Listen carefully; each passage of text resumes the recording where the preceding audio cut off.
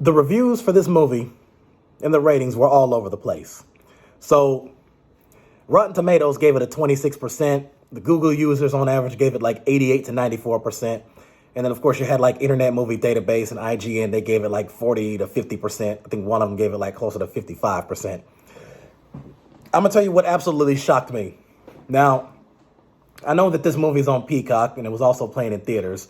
But, I went to the theaters anyway to see it because, me, I think that there's more things besides action films that are, worthy for the big screen. So I go to Cinemark on Saturday night. That theater was packed. So you know how they have different rooms in the theaters that are different sizes. One room has like 200 or 300 seats, and then you have another room that's only got 20 seats.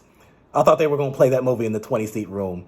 They played it in the same room where I went to go see Mission Impossible Dead Reckoning, which I think was also the same room I saw Fast X in. I said, they played this movie in the same theater as those two? There was at least, it looked like there was about 280 seats, probably closer to 300 seats in that theater. And I go in there, at least 250 seats were packed. I was surprised. Now, I checked the numbers for the budget and the box office. So the movie came out on Friday night. The budget for the movie is $20 million. I checked the numbers on Saturday for the box office. It was already at $10 million. And then here I am checking it again on Sunday night. It's already at $130 million. Okay, I don't even know if, I think Megan hit $100 million on its second weekend, I want to say. I think Scream 6 did it the second or third weekend. I can't remember the numbers exactly off the top for Evil Dead Rise or Talk to Me. But also, apparently, this movie was based off the video game series, which, I'll be honest with you, newsflash, I just learned recently that it was a game series. I must not be as much of a big of a gamer as I thought because I haven't heard of it until this movie came out. And that explains why when I was in the theater, there was like people applauding certain characters for showing up, and there was a guy in his car. Apparently, he was a YouTuber. So, now me personally, I have to say, I think that I give the movie about a 7.5. It was a little bit less than what I kind of expected, but it still kept my attention throughout. I think it's still worth watching. Apparently, it's about this guy who's a troubled security guard who's working at Freddy Fazbear's. He's working the night shift, and he comes to find out that working overnight at this place is not all it's cracked up to be. I mean, it's not easy to get through. A lot of the animatrons, I'm trying to remember some of the names off top. You had Mr. Cupcake. I thought it was a crazy thing. It looked like it was a cupcake with teeth. I said that just looked funny to me. That, Foxy, and a few other characters that were there, apparently the automatron machines were possessed by the souls of children who were murdered at that place years ago.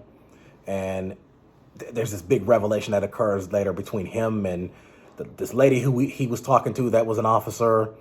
And she's the daughter of a guy who works there, and all that. It's crazy stuff. I don't want to spoil too much of it.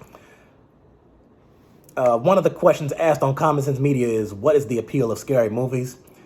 I think because scary movies have there's a lot of variety to it. I mean, you have psychological suspense and thrillers and horrors like Smile or Bed Rest. And then, of course, you have your typical classic old school slashers that were argued to be really cheesy back in the day. I mean, Halloween, Jason, Freddy, all that stuff. But I just think that with scary movies, you don't really know what to expect there's so many twists and turns to it. And when it was revealed that, let's just say this person was related to that person, I'm not going to spoil it for you because it just came out, so I know a lot of you still haven't seen it. But once it was revealed about who was related to who in there, that kind of was the shock. That was the twist. And so I think the movie did an all right job. And what it's making me want to do now is I'm at least going to go on YouTube and look at the walkthrough for the games. And if it looks really good and I like it, I might consider getting the game. Considering that this movie is already $100 million. How much did I say it was? I'm sorry, $20 million. The budget was $20 million. So 100 million, 120, that's 100 million above. So the movie's already $110 million above its budget.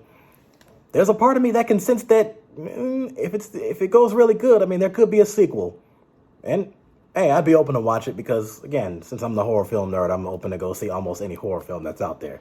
So if you guys were huge fans of the games, I suggest go check it out. I think it's worth a watch. It's in the movie theaters. It's also on Peacock. Some of you might watch it on Peacock because you want to save the money. Others, you're going to do like me and go to the theaters because we all like that big screen experience. So other than that, I thought the movie was all right. Go check it out.